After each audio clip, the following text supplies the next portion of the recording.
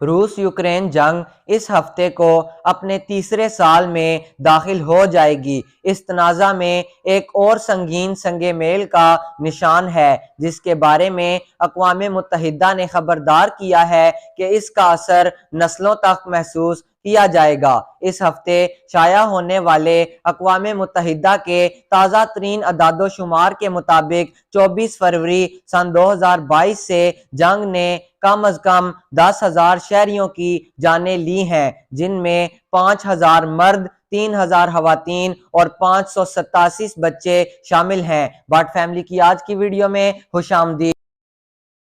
نئے آنے والوں سے گزارش ہے کہ ہمارے اس یوٹیوب چینل بٹ فیملی کو سبسکرائب کریں اور بیل آئیکن کو دبا دیں تاکہ ہر نئی انفارمیٹیو ویڈیو آپ تک پہنچ سکے۔ زخمیوں کی تعداد کم از کم 19,875 ہے، جن میں 6,500 مرد، 4,500 خواتین اور 1,300 بچے شامل ہیں۔ اقوام متحدہ کے ہائی کمشنر برائے انسانی حقوق کے دفتر نے اس بات پر زور دیا ہے کہ اصل اعداد و شمار ممکنہ طور پر نمایاں طور پر زیادہ ہے۔ اقوام متحدہ کے اعداد و شمار سے پتہ چلتا ہے کہ تقریباً 6.5 ملین یوکرینیوں نے عالمی سطح پر پناہ حاصل کی ہے، جبکہ 3.7 ملین مزید ملک کے اندر بے گھر ہوئے ہیں۔ تمام اندازوں کے مطابق امن کے امکانات اس وقت کم ہیں کیونکہ دونوں فریق آگے بڑھنے کے راستے پر اختلافات کا شکار ہیں۔ کیف چاہتا ہے کہ ماسکو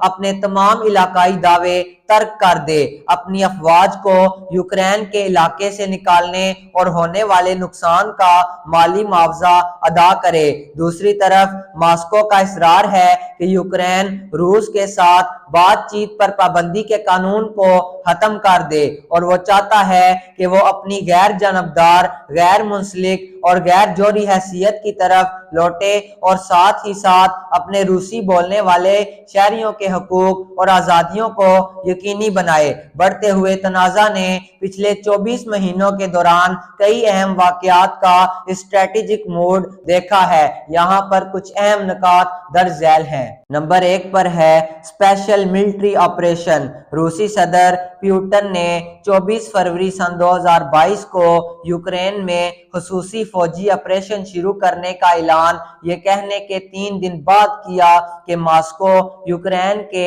ڈونیٹسک اور لوہانسک علاقوں کو آزاد ریاستوں کے طور پر تسلیم کرے گا۔ پیوٹن کے اعلان پر عالمی رد عمل بہت زیادہ منفی تھا۔ مغربی ممالک نے ماسکو کو تھپڑ مارا، جو بہت سی پابندیوں میں سے پہلی ہوگی۔ دوسرے نمبر پر ہے کیف کے لیے دباؤ۔ ابتدائی مرحلے میں روسی افواج نے کیف کی طرف نمایاں پیش قدمی کی۔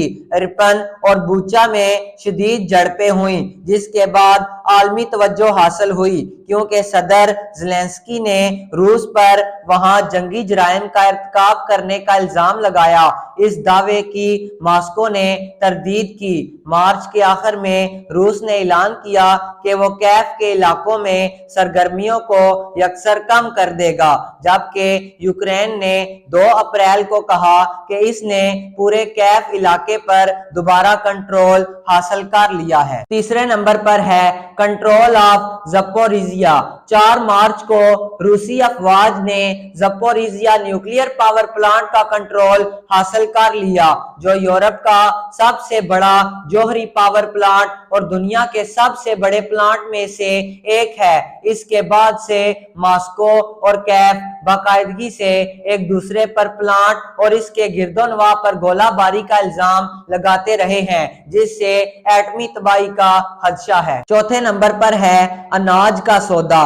ترکی، اقوام متحدہ، روس اور یوکرین نے 22 جولائی کو استنبول میں ایک سمجھوتا کیا تاکہ یوکرین کے بحیرہ اسود کی 3 بندرگاہوں سے اناج کی برآمدات دوبارہ شروع کی جائیں، جو جنگ کی وجہ سے معطل ہوئی تھیں۔ معاہدے کے تحت بندرگاہوں کے داخلی اور خارجی رستوں پر مشترکہ معائنہ کرنے اور راستوں کی حفاظت کو یقینی بنانے کے لیے ایک رابطہ مرکز قائم کیا گیا تھا۔ ابتدائی طور پر 120 دنوں کی مدت کے لیے طے شدہ اس معائنے کی کئی بار تجدید کی گئی، اس سے پہلے کہ روس بالآخر جولائی 2023 میں دستبردار ہو گیا۔ 5ویں نمبر پر ہے روس میں جزوی متحرک۔ 21 ستمبر کو پیوٹن نے دوسری جنگ عظیم کے بعد پہلی بار ملک میں جزوی طور پر متحرک ہونے کی منظوری دی، جس کے تحت 18 سے 50 سال کی عمر کے 3 لاکھ روسیوں کو فوجی خدمات کے لیے بلایا جائے گا۔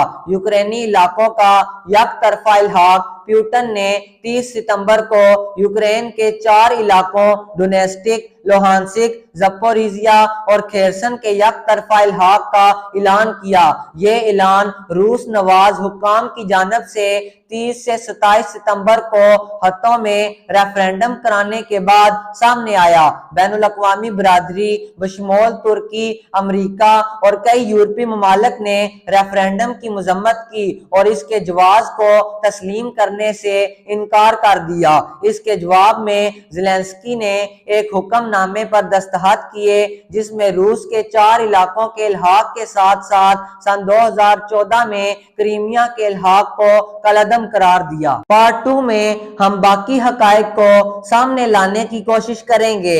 آج کے لیے اتنا ہی، ملتے ہیں اگلی ویڈیو میں، تب تک کے لیے دعاؤں میں یاد رکھیں۔ اللہ حافظ۔